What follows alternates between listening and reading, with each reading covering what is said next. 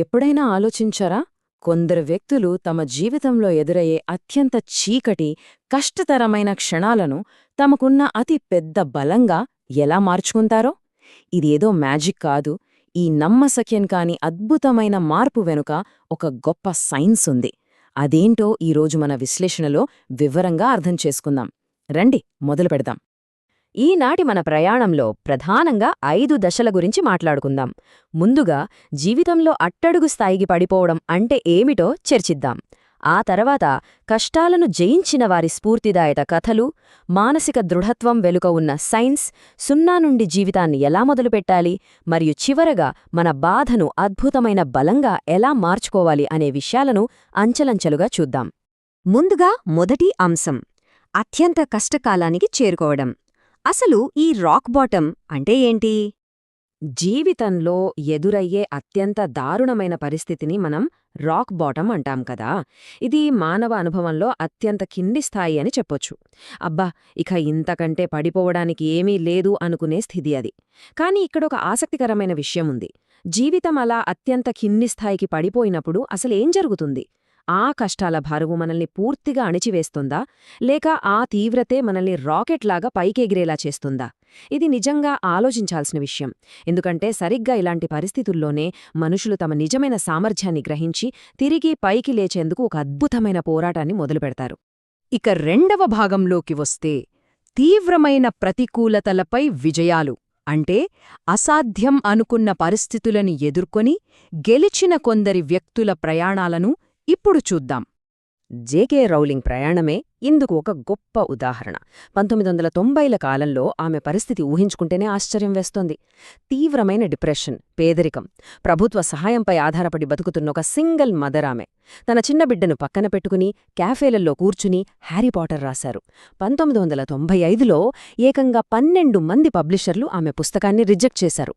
అయినా సరే ఆమె వదిలిపెట్టలేదు.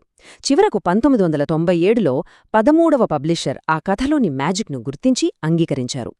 కట్ చేస్తే ఈరోజు ఆ సిరీస్ ఏకంగా 50 కోట్ల కంటే ఎక్కువ కాపీలు అమ్ముడై ప్రపంచంలోనే ఒక అతిపెద్ద సాహిత్య సామ్రాజ్యంగా నిలిచింది.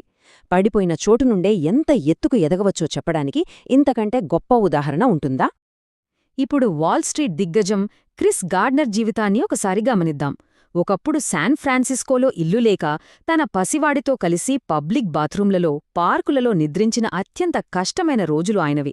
కాని 1987 నాటికి ఆయన ఏకంగా వాల్స్ట్రీట్లో అత్యంత విజయవంతమైన తన సొంత ఇన్వెస్ట్మెంట్ సంస్థను స్థాపించారు. Hollywood hit movie the pursuit of happiness సినిమాకి స్ఫూర్తి ఈయనే అని బహుశా మీకు తెలిసే ఉంటుంది. అప్పటి ఆయన పరిస్థితికి ఇప్పటి ఆయన స్థాయికి ఉన్న ఈ వ్యత్యాసం చూస్తుంటే నిజంగా మతిపోతుంది గదా. వీరు మాత్రమే కాదు, చరిత్రలో ఇంకెందరో ఇలాంటి అద్భుతాలు సృష్టించారు. కేవలం 13 ఏళ్ల వయసులో షార్క్ దాడిలో తన చేయి కోల్పోయిన బెథానీ హామిల్టన్ ఆ తర్వాత సరిగ్గా 2 ఏళ్లకే నేషనల్ సర్ఫింగ్ ఛాంపియన్ అయ్యారు. అలాగే 15 ఏళ్ల వయసులో తాలిబాన్ల తూటాలకు గురైన మలాలా యూసుఫ్జాయ్ 17 ఏళ్లకే ప్రపంచంలోనే అత్యంత పిన్న వయస్కురాలైన నోబెల్ శాంతి బహుమతి గ్రహీతగా నిలిచారు. ఇక కాళ్ళు చేతులు లేకుండా పుట్టి 8 ఏళ్ల వయసులో జీవితాన్ని ముగించుకోవాలనుకున్న నిక్ వుజిషిక్ గురించి మనలో చాలామందికి తెలుసు. ఈరోజు ఆయన ప్రపంచవ్యాప్తంగా 30 లక్షల మందికి పైగా ప్రేరణనిచ్చే అద్భుతమైన వక్త. మన ముందున్న శారీరక లేదా పరిస్థితుల అవరోధాలు ఏవైనా సరే మనుషులు ఆశ్చర్యపరిచే స్థాయిలో బౌన్స్ బ్యాక్ అవ్వగలరని ఈ ప్రయాణాలు చాలా స్పష్టంగా నిరూపిస్తున్నాయి. ముచ్చటగా మూడవ అంశం, ఈ మానసిక దృఢత్వం వెనుక ఉన్న సైన్స్. మరి ఈ అద్భుతమైన విజయాలు ఎలా సాధ్యమవుతాయి? మనుష్యులు ఇంతటి కష్టాలను ఎలా తట్టుకుంటారు? దీని వెనుక అసలు సైకాలజీ ఏమిటో మనం ఇప్పుడు కాస్త లోతుగా విశ్లేషిద్దాం. అసలు ఈ మానసిక దృఢత్వం అంటే మనం ఇంగ్లీష్లో రెసిలియన్స్ అంటాం గదా, అది పుట్టుకతోనే వచ్చేదో జన్యుపరమైన లక్షణం కానే కాదు. కష్టాలను ఎదుర్కోవడం ద్వారా, వాటిని ప్రాసెస్ చేయడం ద్వారా ఎవరైనా నేర్చుకోగలిగే, పెంపొందించుకోగలిగే ఒక స్కిల్ ఇది. వినడానికెంత బావుందో గదా. అంటే మనమందరం కావాలనుకుంటే మనలోని ఈ నైపుణ్యాన్ని ఉద్దేశపూర్వకంగానే అభివృద్ధి చేసుకోవచ్చన్నమాట. ఇక్కడొక అత్యంత ఆశ్చర్యకరమైన విషయమేంటంటే 70%, అవును, తీవ్రమైన కష్టాలను, సవాళ్లను ఎదుర్కొన్న వ్యక్తులలో ఏకంగా 70% మంది ఆ తర్వాత తమ మానసిక దృఢత్వం అద్భుతంగా మెరుగుపడిందని స్వయంగా నివేదించారు. దీన్ని బట్టి మనకర్థమయ్యేదేంటంటే కష్టాలు మనల్ని బలహీనపరచవు, మరింత బలంగా మారుస్తాయి. దీనికి ఆ డేటానే ఒక ప్రత్యక్ష సాక్ష్యం. ఈ విషయంలో పరిశోధనలు ఇంకొక ఆసక్తికరమైన వాస్తవాన్ని కూడా వెల్లడిస్తున్నాయి. అసలు జీవితంలో ఎలాంటి కష్టాలు ఎదుర్కోని వారికంటే మితమైన కష్టాలను అంటే మోడరేట్ అడ్వర్సిటీని ఎదుర్కొన్న వ్యక్తుల మానసికారోగ్యం చాలా మెరుగ్గా ఉంటుందని సైన్స్ చెప్తోంది. నమ్మశక్యంగా లేదు కదూ, కాని అదే నిజం. ఎందుకంటే కష్టాలు మనకొక రకమైన బలాన్నిస్తాయి. ఎలాంటి ఇబ్బందులు లేకుండా సాఫీగా సాగిపోయే జీవితం కంటే కొన్ని సవాళ్లను దాటిరావటం వల్ల మన మానసిక ఎదుగుదల మరింత దృఢంగా ఉంటుంది. ఇక 4వ అంశం కొత్తగా ప్రారంభించడానికి తీసుకోవలసిన దశలు. ఇందాటటి నుంచి సైన్స్ ఎలా పనిచేస్తుందో తెలుసుకున్నాం కదా, మరి దాన్ని మన జీవితంలో ప్రాక్టికల్గా ఎలా అప్లై చేయాలి? అట్టడుగు స్థాయికి పడిపోయిన తర్వాత కొత్తగా ప్రారంభించడానికి ఉన్న రోడ్ మ్యాప్ ఏంటో ఇప్పుడు చూద్దాం. కష్టాల నుండి కోలుకోవడానికి ప్రధానంగా 4 దశలు చాలా కీలకం. మొదటిది, ప్రస్తుత పరిస్థితిని ఎటువంటి జడ్జ్మెంట్ లేకుండా అంగీకరించడం. అవును, వాస్తవాన్ని ఉన్నదున్నట్లుగా అంగీకరించడం వల్ల మనలోని ఆందోళన, అపరాధ భావన చాలా వరకు తగ్గుతాయి. రెండవది, మనల్ని ముందుకు నడిపించే ఒక బలమైన పర్పస్ అంటే ఒక లక్ష్యాన్ని కనుక్కోవడం. మూడవది, మనకు అండగా నిల్చే కుటుంబం లేదా స్నేహితులతో ఒక స్ట్రాంగ్ సపోర్ట్ సిస్టమ్ను నిర్మించుకోవడం.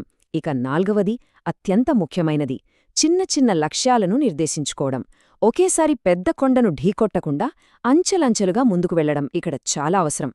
ఇక్కడ ఎప్పటికీ గుర్తుంచుకోవాల్సిన ఒక అతి ముఖ్యమైన వాస్తవం ఉంది.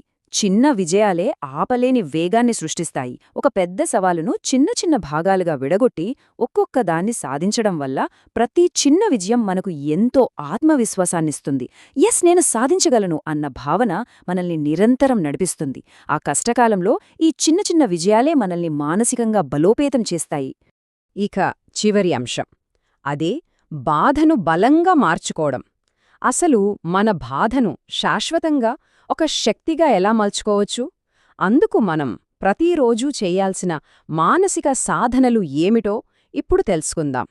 ఎప్పుడైనా సరే వైఫల్యాలను కేవలం ఓటమిగా కాకుండా కొత్త విషయాలు నేర్చుకునే అవకాశాలుగా చూడాలి.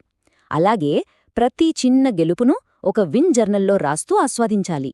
ఇక్కడ ఇంకో ముఖ్యమైన విషయమేంటంటే మన అనుభవాలను ఇతరులతో పంచుకోవడం. తెలుసా, పరిశోధనల ప్రకారం తమ కష్టాలను పంచుకోవడం వల్ల 85% మంది ఇతరులకు ఉపయోగపడటమే కాకుండా తమకు తాము కూడా ఎంతో స్వాంతన పొందుతారట. అలాగే మనకు కష్టంగా, అసౌకర్యంగా అనిపించిన విషయాలను ఎదుగుదలకు సూచికలుగా భావించాలి. అన్నింటికంటే ముఖ్యంగా మన పట్ల మనమెప్పుడూ దయగా, సానుభూతితో ఉండాలి. ఈ అలవాట్లు ఏవో ఊరికే చెప్పే మోటివేషనల్ మాటలు కాదు సుమా, వీటి వెనుక పక్కా బయాలజీ ఉంది. ఉదాహరణకు, మనం ఒక చిన్న విజయాన్ని జరుపుకున్నప్పుడు మన మెదడులో డోపమైన్ అనే కెమికల్ విడుదలవుతుంది. ఇది మన సంతోషాన్ని పెంచుతుంది, అలాగే మనపై మనకు నమ్మకాన్నిస్తుంది. అదేవిధంగా బాధలో ఉన్నప్పుడు మనం మన గుండెపై చేయి వేసుకుని మనల్ని మనం ఓదార్చుకున్నప్పుడు ఆక్సిటోసిన్ అనే హార్మోన్ విడుదలవుతుంది. ఇది అక్షరాల మన నాడి వ్యవస్థను శాంతపరిచి ఒత్తిడిని చాలా వరకు తగ్గిస్తుంది. మనం చేసే ఇలాంటి చిన్న చిన్న పనులు మన శరీర రసాయన శాస్త్రాన్నే ఎలా మారుస్తాయో చూస్తే అద్భుతమనిపిస్తుంది కదా. ఈ మొత్తం ప్రయాణానికి ఒక అద్భుతమైన సారాంశముంది.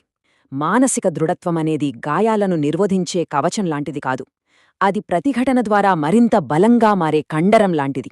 అంటే కష్టాలు రాకుండా మనం ఆపలేం, కాని ఆ కష్టాలను ఎదుర్కోవడం ద్వారా మనలోని ఆత్మవిశ్వాసం ఒక కండరంలాగా గట్టిపడుతుంది. సింపుల్గా చెప్పాలంటే, ఈరోజు మనం పడుతున్న కష్టమే రేపటి మన అద్భుతమైన శక్తికి మూలాధారం. ఇక ముగించే ముందు మనల్ని మనం అడుకోవాల్సిన ఒక ముఖ్యమైన ప్రశ్న ఉంది. నేటి అత్యంత తీవ్రమైన సవాళ్లు రేపటి మన అతిపెద్ద శక్తి వనరుగా ఎలా మారబోతున్నాయి? మన కష్టాలను, మన అనుభవాలను మనం ఎలా తిరిగి రాసుకోబోతున్నాం? ఒక్కసారి ఆలోచించండి. గుర్తుంచుకోండి, బాధను బలంగా మార్చుకునే ఆ సత్తా ఎప్పుడూ మనలోనే ఉంటుంది.